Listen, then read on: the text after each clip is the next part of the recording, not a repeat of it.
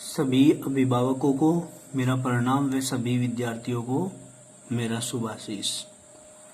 देखिए, आज हम लेसन नंबर 2 के पीडीएफ के पेज नंबर 8 पर पढ़ने जा रहे हैं अम्लों तथा अक्षारों की अभिक्रियाएं। हमारा टॉपिक है अम्लों की और अक्षारों की अभिक्रियाएं। तो जब हम अम्लों की और अक्षारों की अभिक्रिया करते हैं तो लवण तथा जल प्राप्त होता है और उस रिएक्शन को हम उदासीनीकरण अभिक्रिया का नाम भी दे देते हैं, क्योंकि जब अम्ल अक्षार के साथ अभिक्रिया करते हैं तो वे न्यूट्रलाइज हो जाते हैं, उदासीन हो जाते हैं और उस उदासीनीकरण अभिक्रिया में जल भी बनता है और लवण भी बनता है। अब देखिए, आप बात कर सकते हैं कैसे।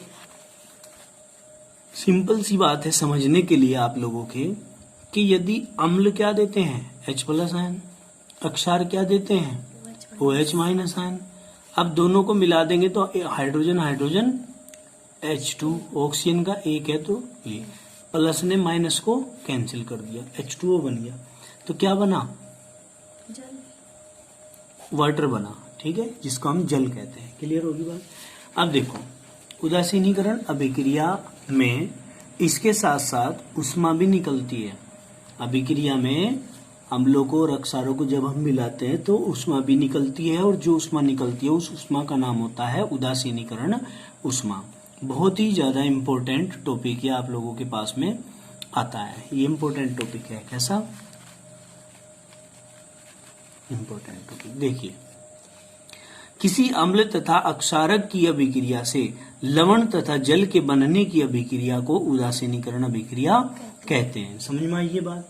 किस किस की? अम्ल की और अक्षार की। जब अभिक्रिया कराते हैं तो हम उसे कह देते हैं उदासीनीकरण अभिक्रिया। अब हम कहेंगे अम्ल अक्षार के अक्षारीय गुण को, अम्ल अक्षार के अक्षारीय गुण को तथा अक्षार अम्ल के अम्लीय गुण को उदासीन कर देता है। अम्ल तो अक्षार के अक्षारीय गुण को साफ कर देगा और अक्षार अम्ल के अम्लीय गुण को साफ कर देंगे। समझ में आई बात? तो क्या कर देता है? ये उदासीन कर देता है। अतः अम्ल तथा अक्षार एक दूसरे को उदासीन कर देते हैं। एक दूसरे को क्या कर देते हैं? ये उदासीन कर देते हैं। ठीक है, नेक्स्ट पॉइंट पढ़ेंगे। अब हम क्या कहेंगे? जब हाइड्रोक्लोरिक अम्ल तथा क्या भाई, जब हाइड्रोक्लोरिक अम्ल तथा सोडियम हाइड्रोक्साइड विलयन को मिलाते हैं तो ये एक दूसरे को उदासीन कर देते हैं और सोडियम क्लोराइड तथा जल बनता है। क्या बनता है? सोडियम क्लोराइड और जल बनता है। देखिए कैसे, ध्यान से समझेंगे। हमने क्या कहा है? किस किस को? Sodium chloride. कैसे कैसे? अम्ल को और अक्षार को मिलाते हैं। जब क्या क्या पढ़ा हमने? जब हाइड्रोक्लोरिक अम्ल और सोडियम हाइड्रोक्साइड। देखो, हाइड्रोक्लोरिक अम्ल तो ये है प्लस सोडियम हाइड्रोक्साइड क्या है? NaOH।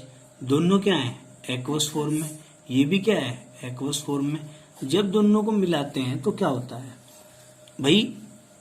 इसका प्लस माइनस, इसका प्लस OH के ऊपर क्या होता है? माइनस।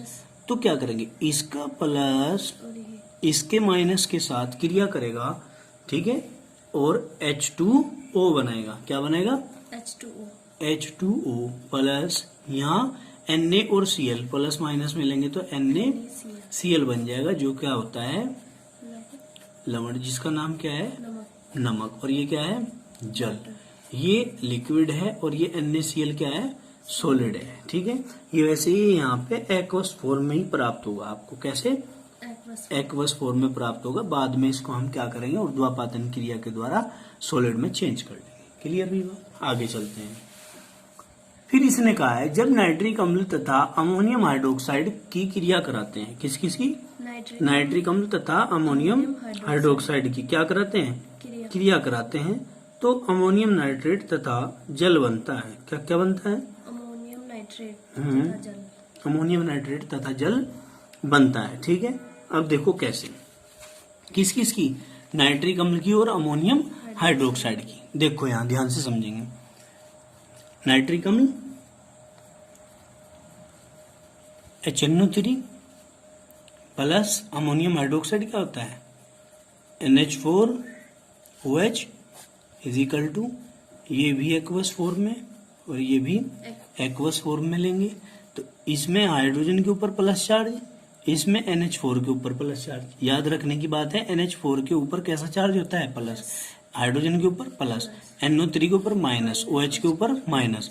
तो ये प्लस ये माइनस के साथ क्रिया करेंगे तो क्या बनेगा? बताओ जरा क्या बनेगा? NH4 NO3 नहीं बनेगा, NH4 NO3 प्लस H2O। ठीक है, ये लिक्विड बन गया और ये अमोनियम नाइट्रेट एक्वस फॉर्म में आपको प्राप्त होगा। बताओ इतनी बात समझ में आई क्या? कोई दिक्कत तो नहीं? आगे चलते हैं। फिर हम क्या कहते हैं? वास्तव में उदासीनीकरण अभिक्रिया अम्ल से प्राप्त H+, हमने सबसे शुरू में बताई थी ये बात, तथा अक्षार से प्राप्त OH- के माध्यम से प्राप्त होने वाली अभिक्रिया है। प्रबल अम्लों तथा प्रबल अक्षारों के मध्य होने वाली अभिक्रियाओं के लिए एक उदासीनीकरण उष्मा का मान निश्चित होता है। हमने कहा था कि अगर अम्ल भी प्रबल हो और अक्षार भी प्रबल हो तो इसमें से आवश्यक रूप से एक प्रकार की उष्मा निकलेगी और उस उष्मा का नाम होगा क्या? उदासीनीकरण उष्मा। समझ में आई बात? उदासीनीकरण उष्मा। तो हम इसको परिभाषा को इस प्रकार पढ़ भी सकते हैं कि उदासीनीकरण उष्मा से आप क्या समझते हैं। तो आपको क्या कहना है? जब प्रबल अम्ल की प्रबल अक्षार के साथ या 1 ग्राम तुल्यांक प्रबल अम्ल की 1 ग्राम तुल्यांक प्रबल अक्षार के साथ में अभिक्रिया कराते हैं तो लवण तथा जल बनने के साथ साथ एक प्रकार की ऊर्जा 13.7 किलो कैलोरी के रूप में निकलती है, जिसको हम उदासीनीकरण उष्मा का नाम दे देते हैं। क्लियर हुई बात? आगे समझ में आई? नहीं समझ में ये बात? अब आगे चलते हैं हम। धात्विक ऑक्साइडों तथा अम्लों की अभिक्रियाएं। क्या क्या? धात्विक ऑक्साइडों तथा अम्लों की अभिक्रियाएं। धात्विक ऑक्साइड जैसे Na2O। क्या क्या? किस किस की बात कर रहे हैं? Na2O और K2O potassium oxide, CaO calcium oxide, MgO magnesium oxide, ये फिर Mg इन्होंने छोटा बना दिया यहाँ, MgO magnesium oxide, CuO copper oxide आदि प्रकृति से अक्षारीय होते हैं। आदि प्रकृति में क्या होते हैं? अक्षारीय होते हैं। अतः तनु HCl H2SO4 तथा HNO3 धात्विक ऑक्साइडों से क्रिया करके संगत धात्विक लवण तथा जल बनाते हैं। इसके संगत धात्विक लवण और जल ये बनाते हैं। कैसे बनाते हैं? इस चीज को देखो यहाँ ध्यान से। क्या है भाई? ये है आपका ZnO जो कि सॉलिड होता है, प्लस 2HCl जो कि कैसा होता है? एक्वस होता है, एक्वस। ठीक है, इजिकल टू क्या करेंगे भाई? आपने कहा कि ये तो धातुओं के ऑक्साइड हैं। क्या है? धातु ऑक्साइड। और ये क्या है? ये है अम्ल। जब इनकी रिएक्शन कराते हैं तो ZnCl2 नहीं बनेगा क्या? ZnCl2 प्लस H2O, ये लिक्विड और ये एक्वस फॉर्म में आपको प्राप्त हो जाएगा। बताओ इतनी बात समझ में आई क्या? कोई दिक्कत तो नहीं है? अब आगे चलते हैं हम।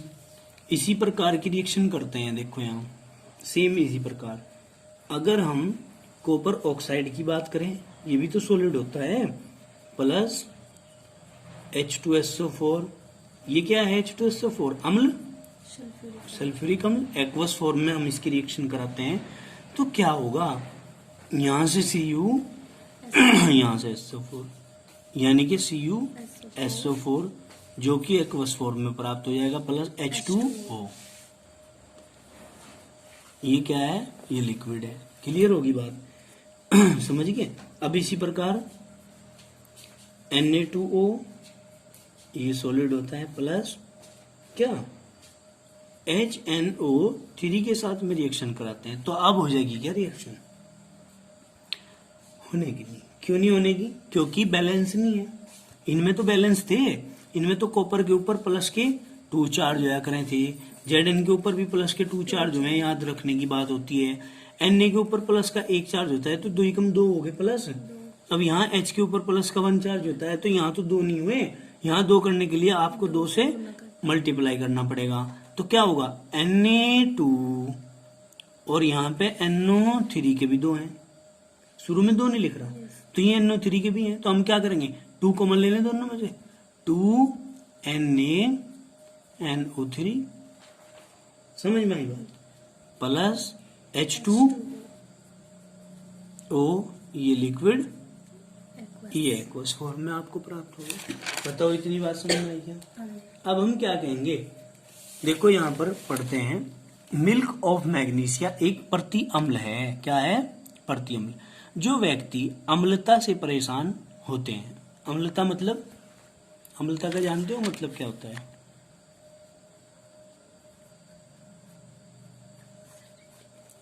टीवी में ऐड भी देखा होगा, एसिडिटी इनो पियो, कब्ज दूर करो, एसिडिटी भगाओ, है? क्या करते हैं, अम्लता से परेशान होते हैं, उन्हें मिल्क ऑफ मैग्नीशिया दिया जाता है, जो पेट में उपस्थित हाइड्रोक्लोरिक अम्ल की अधिकता को उदासीन कर देता है। इसकी उदासीनता को जो HCl ज्यादा मात्रा में गैस्ट्रिक जूस के रूप में आंतों के अंदर बन जाता है, जिसके कारण एसिडिटी बढ़ती है, उसको ये मिल्क ऑफ मैग्नीशिया क्या कर देता है, उदासीन कर देता है। ठीक है, अब देखो कैसे, यहां पढ़ेंगे हम क्या,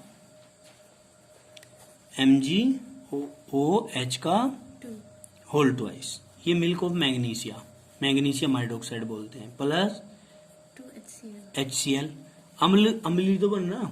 अब बैलेंस करने के लिए क्या करेंगे, Mg के ऊपर प्लस के कितने होते हैं, 2, Mg के ऊपर तो प्लस के 2 होते हैं, कैसे पता चला, मैं बता दूं, 12 होता है इसका, 2 8 2, तो ये 2 इलेक्ट्रॉन 12 हो गए, 2 8 10 और 2 12, तो ये 2 इलेक्ट्रॉनों को ये क्या कर सकता है, दे सकता है, 2 इलेक्ट्रॉनों को दे देगा, तो इसके बाह्यतम कोष में कितने हो जाएंगे फिर, 8, और 8 हो जाएंगे तो ये कैसा हो जाएगा, राजा, और राजा हो गया तो इसको कुछ नहीं करना पड़ने का, आराम की जिंदगी जिएगा। तो इसलिए ये 2 इलेक्ट्रॉन इसके लिए टेंशन है, इस टेंशन को भगा देता है कि जा दफा हुआ है ना, दफा हो, हमें नहीं रखने, अपनी टेंशन खत्म करके ऐसो आराम की जिंदगी जी रहा है अब, तो इसलिए इसने 2 इलेक्ट्रॉन त्याग दिए, तो इसके ऊपर प्लस के कितने आएंगे हमेशा, Mg के ऊपर प्लस के 2 आएंगे भाई, 2 ही तो इलेक्ट्रॉन त्याग गए इसने, 2 इलेक्ट्रॉन त्याग गए तो प्लस के 2 आएंगे, जितने इलेक्ट्रॉन त्याग देगा उतने ही उसके ऊपर प्लस के आ जाएंगे, जितने इलेक्ट्रॉन ग्रहण करेगा उतने ही उसके ऊपर माइनस के आ जाएंगे। क्लियर होगी बात? अब आगे चलो,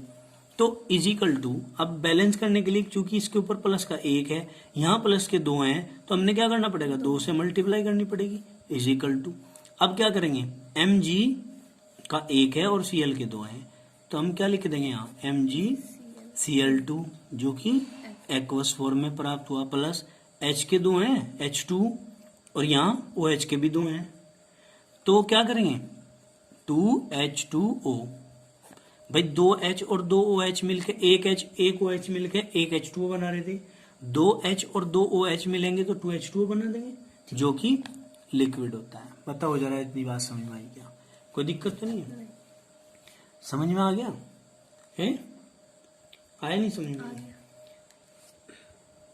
आज के लिए इतना ही काफी, बाकी करेंगे कल।